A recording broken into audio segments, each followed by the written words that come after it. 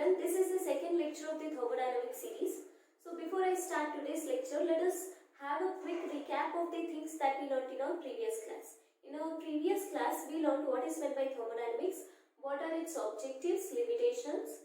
Then we learned terms such as system, surroundings and universe. We classified the systems as closed system, open system and isolated system based on the nature of the boundary, and based on the number of phases we classified the systems as homogeneous system and heterogeneous system.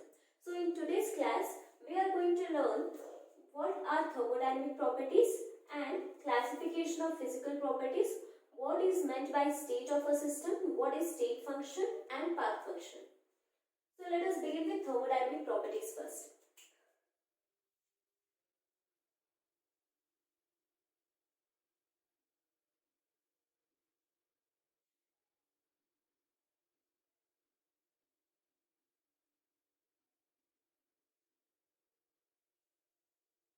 So to understand this, let us consider our favorite example of the system, that is gas enclosed in a cylinder. Okay. So this is some gas sheet which is there in this container, and this container is closed with the lid. So this is our system. Now, what are the physical properties that you can think of for this system? As I am telling you that this system has gas, that means it has matter, and you know that any matter has mass. Therefore, this system has a physical property of mass. What are the other physical properties that you can think of? Anything that has mass will require some space to occupy, and that is volume. Therefore, this system has another physical property called volume. Anything that has mass will also have a property called density, because density is defined as mass per unit volume. So this system will have density. Now the molecules in this container, they are moving continuously and they are heating on the walls of this container. That means they are exerting some pressure on these walls. So that means this system also has a property called pressure.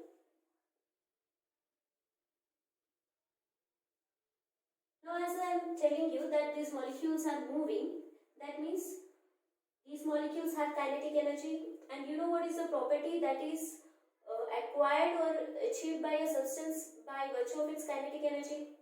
That property is temperature. Okay.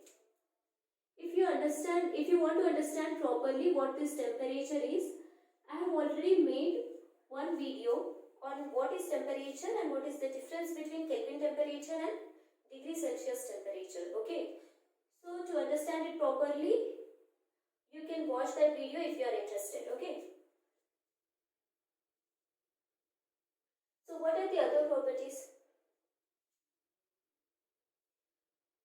I am taking only one gas here. If I take more than one gas, say I take two gases, G1 and G2, then I have to specify how much of G1 and how much of G2 is present in my system. That is nothing but composition. So composition is another property.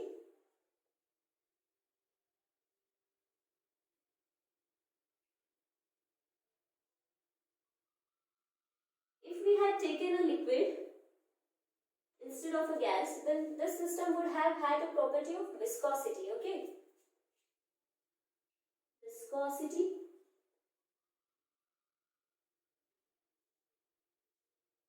Dielectric constant also. Had it been a liquid, it would have had dielectric constant. And refractive index.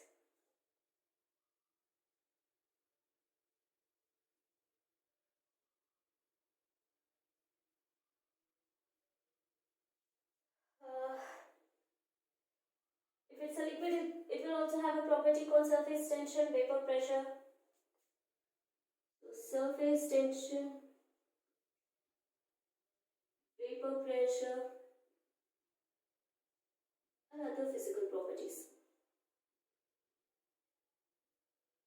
So as of now, I can think of only these many properties. If there are any extra properties, you can mention it in the comment section.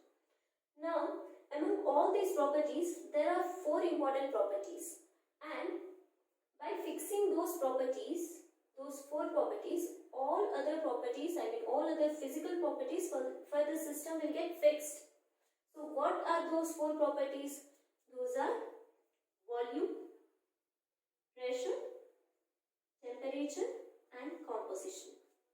These are 4 main properties. So I'll write them separately. Let's start with pressure,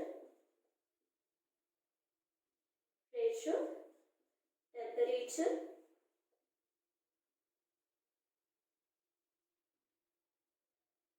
volume and composition.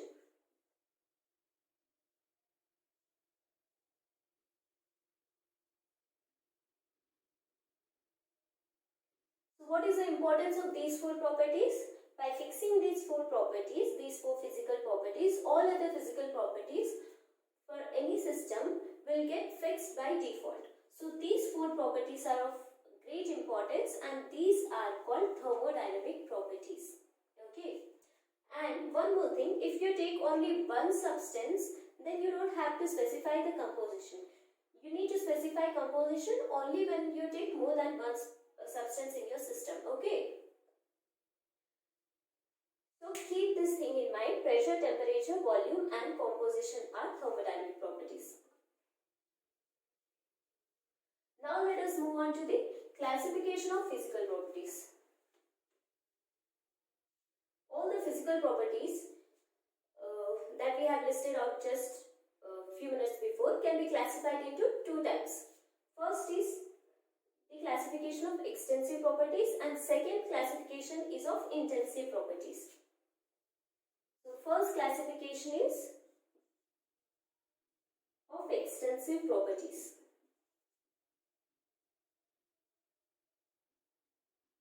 And second one is intensive properties.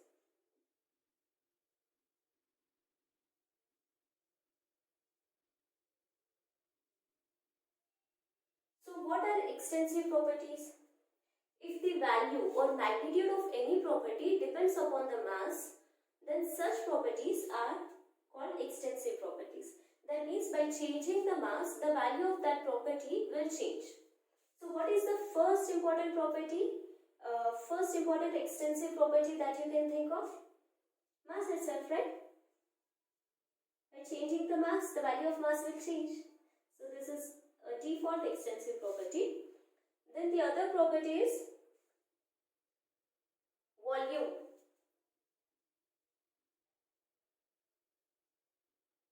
Volume is an extensive property because the place occupied by one marker will always be less than place occupied by 2 markers. Okay, 2 markers will take more place. Therefore, when mass increases, the volume is increasing. Therefore, volume is an extensive property.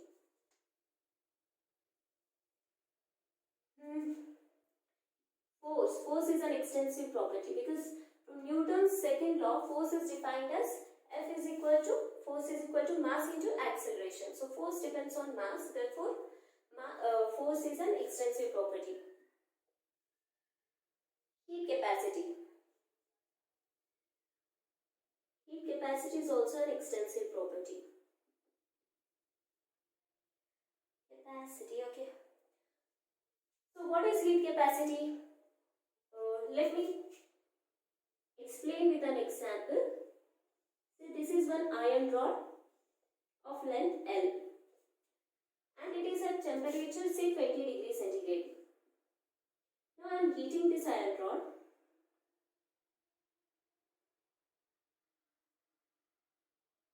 and I want to raise the temperature of the rod to 21 degrees centigrade. For this I need some heat Q, and let us represent it by, so for this I need some heat and let us represent it with the letter Q.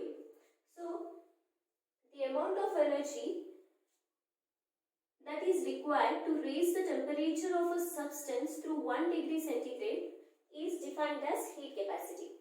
Now if instead of this rod I will take another rod which has a length of 2L.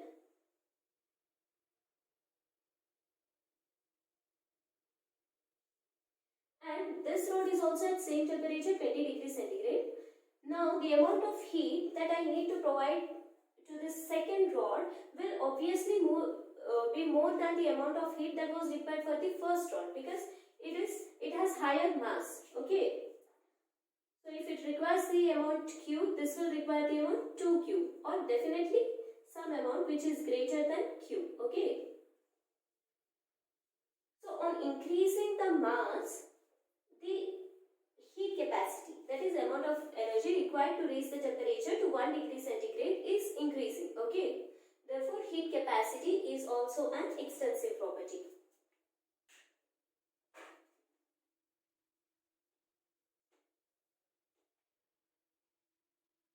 All kinds of energies depend on mass. Therefore, all kinds of energies are extensive properties. Internal energy,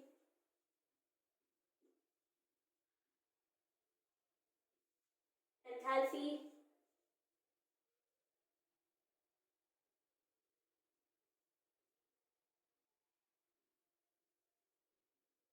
Gibbs free energy,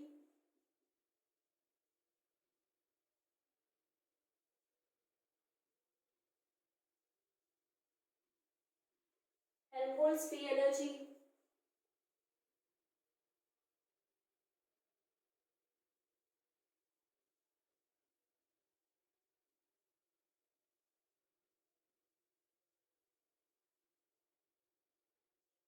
so all these energies come under extensive properties. We'll learn more about these energies in our coming classes, okay? So don't worry. Entropy, it is also an extensive property. So all these properties depend on mass, therefore these properties are categorized as extensive properties. Now I defined intensive property as the properties which do not depend on mass. So what are those properties? Density, okay. What is density? Density is defined as mass per unit volume. Take a wooden block, okay, and say its density is x gram per centimeter cube. Now if I break this block into two pieces, this is the first piece and this is the second piece, will its density get divided between these two blocks as x by 2 gram per cc and x by 2 gram per cc? No, right? The density will remain the same, x gram per cc for this block and x gram per cc for this block, because density is the mass per unit volume. So it is the mass which is defined per unit volume. Therefore, it doesn't matter into how many pieces you cut this block, the density will always remain the same. Okay, therefore density is an intensive property. What is the other intensive property? Concentration.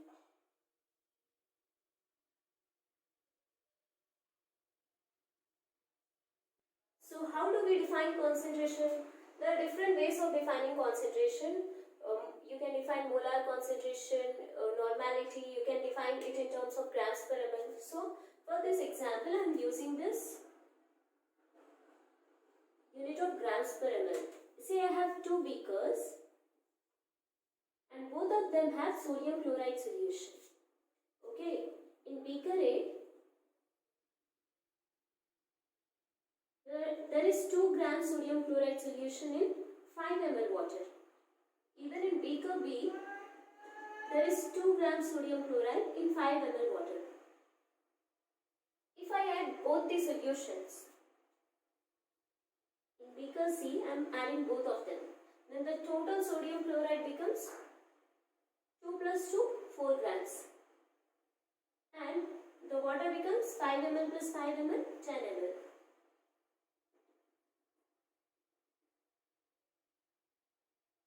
This will again be 2 grams per 5 ml, right? I am adding both the solutions. That means I am increasing the mass. Even after increasing the mass, the value of concentration is not changing. Therefore, concentration is an intensive property.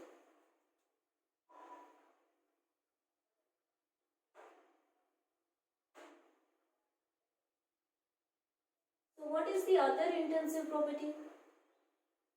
Molar volume.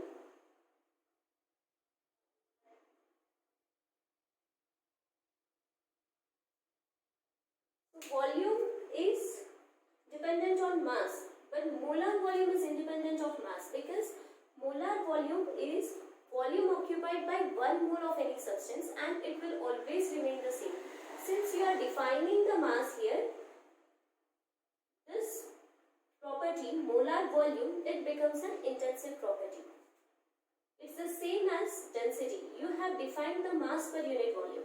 Here you are defining volume per some amount of substance, that is 1 mole. Therefore, this molar volume is an intensive property.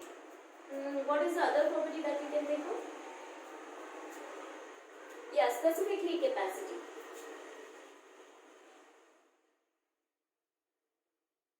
Specific heat capacity.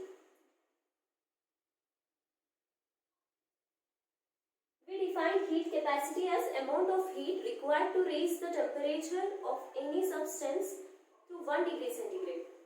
But specific heat capacity is defined as the amount of heat required to rise the temperature of 1 gram of any substance to 1 degree centigrade. Here we are specifying the mass, therefore specific heat capacity is also an intensive property. Surface tension is an intensive property. Surface tension. Dipole moment is also an intensive property because it depends on the magnitude of charge. It doesn't depend upon the mass.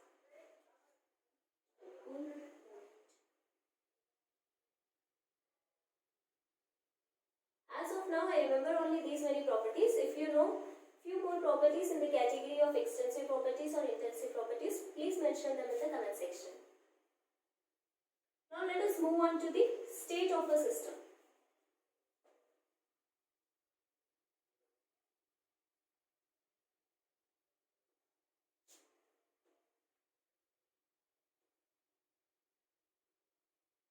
I hope you remember what thermodynamic properties are, because to understand what is the state of a system, you need to remember thermodynamic properties. Let us again take the same example of gas enclosed in this container.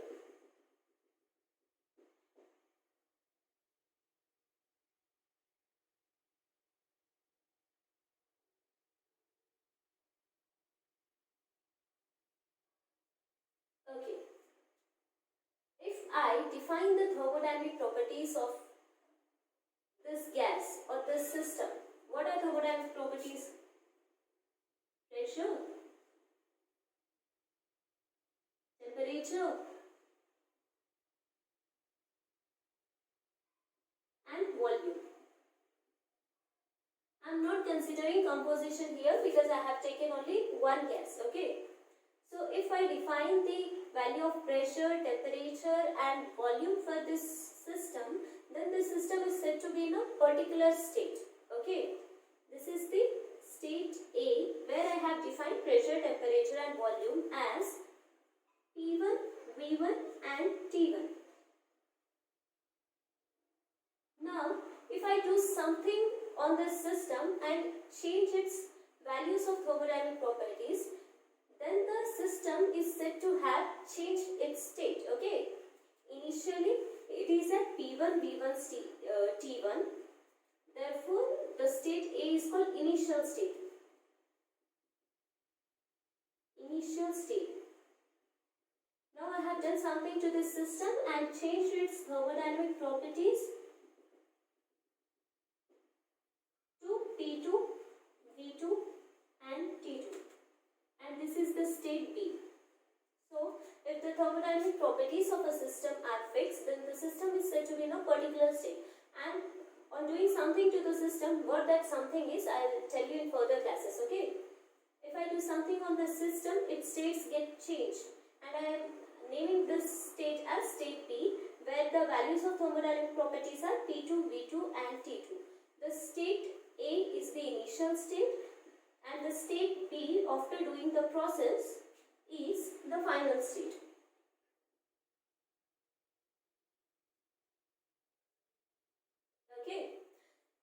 we have understood what is the state of a system, let us try to understand what a state function is. Okay.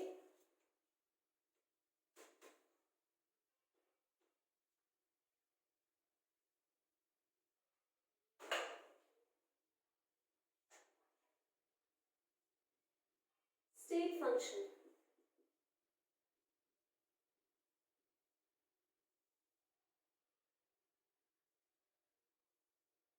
Any physical property is called a state function if the change in the property it depends only upon the initial and final states, but does not depend upon the path followed to go from initial state to final state. I think it's complex. I'll make it simple with an example. Let us consider a system which is at state A.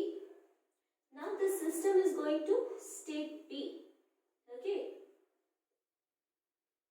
Via two paths. This is the first path and this one is the second path.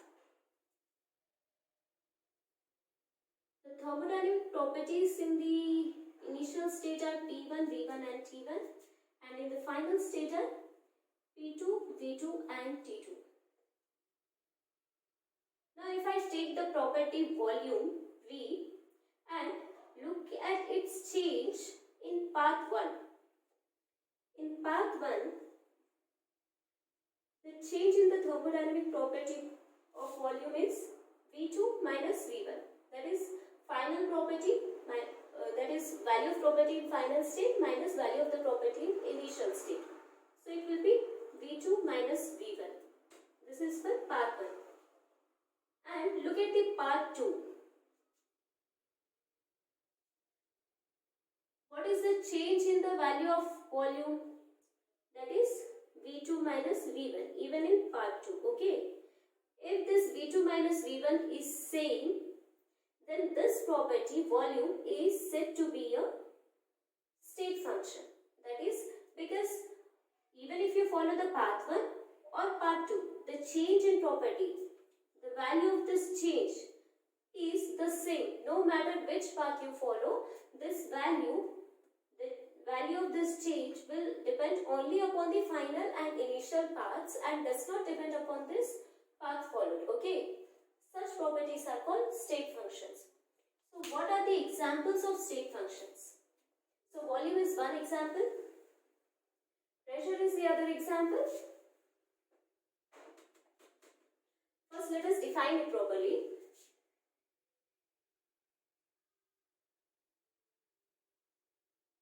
Any property is said to be a state function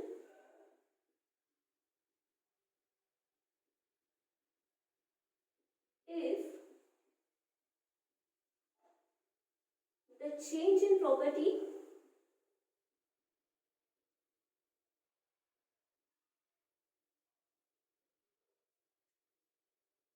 in going from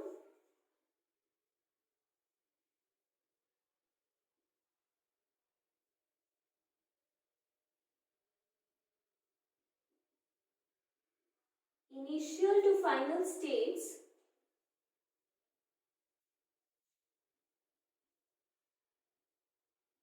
depends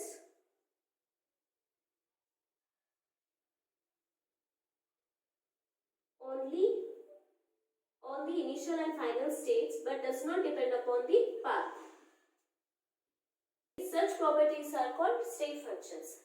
If the change in any property, if it depends only upon the values of the properties in initial and final state, then such properties are called state functions. The change in property should not change with the path followed. No matter which path you follow, the change in property should always be the same for a state function. Okay. So what are such properties? What are state functions? Examples of state functions are volume, pressure, and all kinds of energies like internal energy,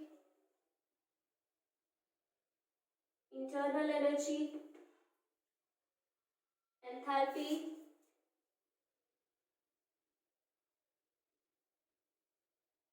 free energy.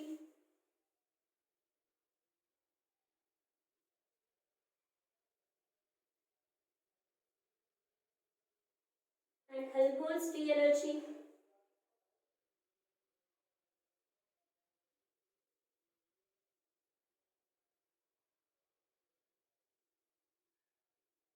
All these are the examples of state functions. So before we move on to what a path function is, let us learn the characteristics of a state function. I told you that the change in the value of a state function, it depends only on the initial and final states but does not depend upon the path. So consider a process, a cyclic process in which your initial state is A and the system goes through a cycle and returns to the same state A. What will be the initial state? Initial state is A and the final state is also A. So let us consider P1, V1 and T1 be the thermodynamic properties in state A. So in the initial state the properties will be P1, V1, T1 and even in the final state the properties will remain the same because it is coming back to the same state. Now what will be the change in the state function? Say I told you that volume is a state function. So what will be the change in the state function in this process? Since it is reaching to the same state, the change in volume will be V1 minus V1. V1 in final state minus V1 in initial state. So both are the same. Therefore the change will come out to be 0. So for any cyclic process, the value of the change in the value of the state function will always be 0. This is the first characteristic of a state function. What is the first characteristic? For a cyclic process,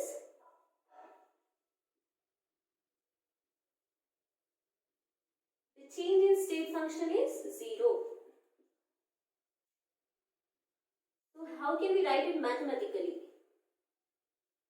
It can be written as dz is equal to 0. Cyclic integral dz is equal to 0, where z is a state function and dz represents the change in state function. This represents the cyclic process. Okay.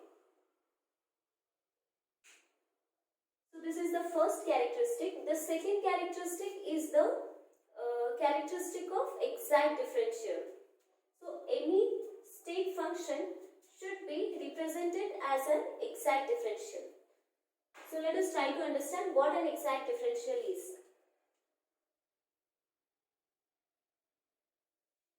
Say our state function is z and it depends upon two variables x and y.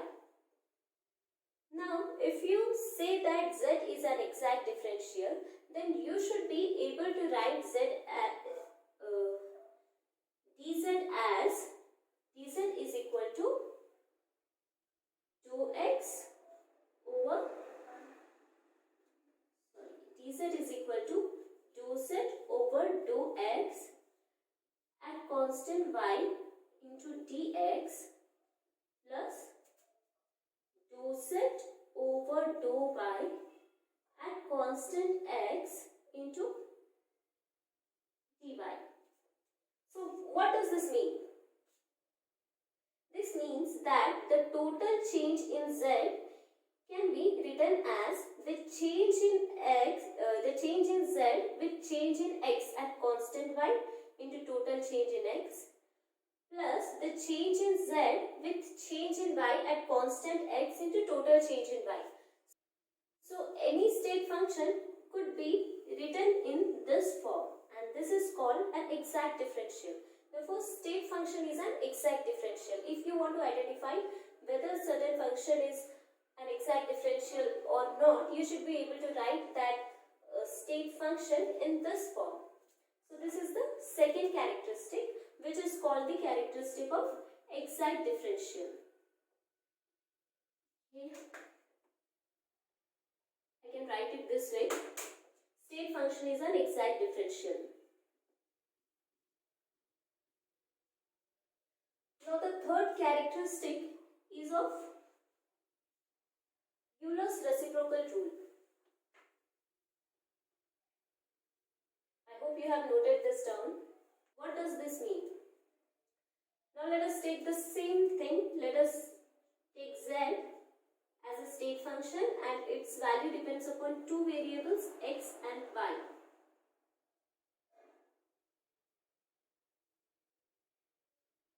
Now what does this rule say? It says this. First I will write it and then explain it to you.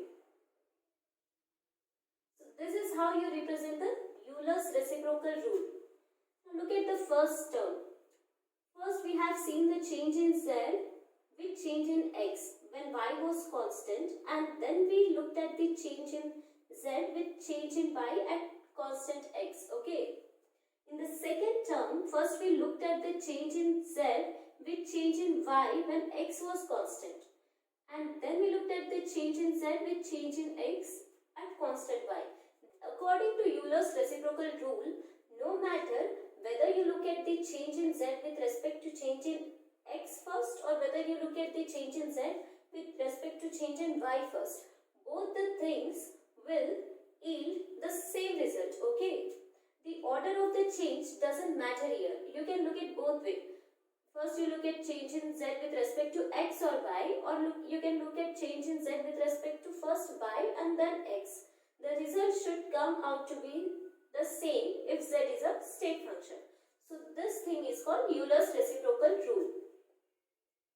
You can write it in a simple manner as dou square z by dou y into dou x is equal to dou square z by dou x into dou y. Both represent the same thing. Okay. So this is what Euler's reciprocal rule is. This last characteristic is the cyclic rule. So what does cyclic rule say?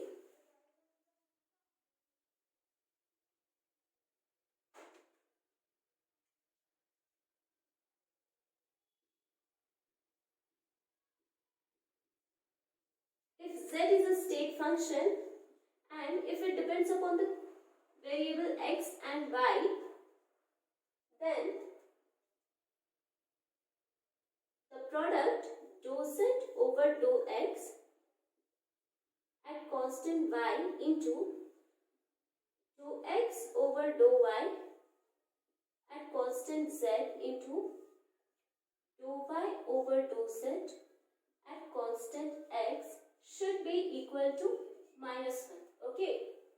This is called cyclic rule, and if z is a state function, that must obey this cyclic rule. First you are looking at the, why is it called a cyclic rule? First you are looking at the change in z with change in x. Then you are looking at the change in x with change in y. Then you are looking at the change in y with change in z.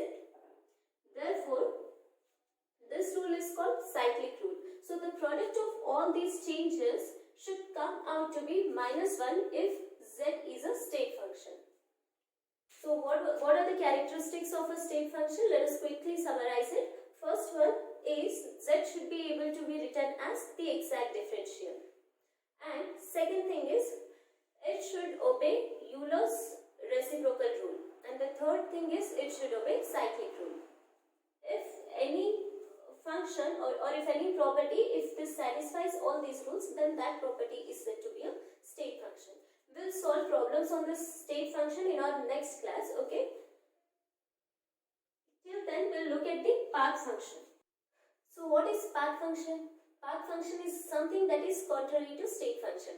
We have seen that state function is a property whose change depends only upon the initial and final states. But path functions are those properties whose change depend upon the path followed by the system in going from initial to final states. Say I have a system which is in state A, it is going to state B in both the paths. This is path 1 and this is path 2. So this direction is path 1, this direction is path 2. So for path function, the change in property, let us take some path function. Let us define a path function by q. This is an example of a path function. I'll tell you what this q is in a short while. In going from A to B using path 1, the change will be delta q. In going from A to B in part 2, the change of q will be delta q dash. So in both these paths, part 1 and part 2, the change for this property q is not the same. It is depending upon the path. The change in value is changing with the path. Therefore, this property q is not a state function, but it is a path function. So how do we define path function?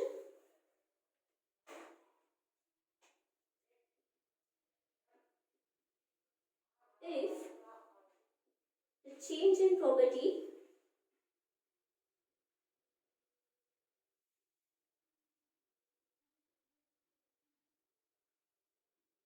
depends upon the path followed,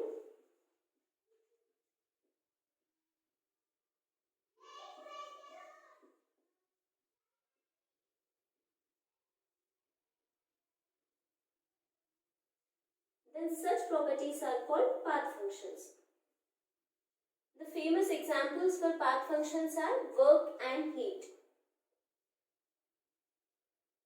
So work and heat, they depend upon the path followed, unlike state functions, okay?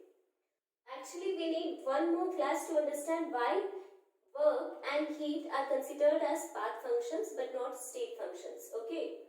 But in the next class, we'll solve few problems that are related to state functions and path functions. And if time permits, I'll try to make you understand why work and heat are categorized as path functions. I think this is enough for today. Thank you so much. See you in the next class.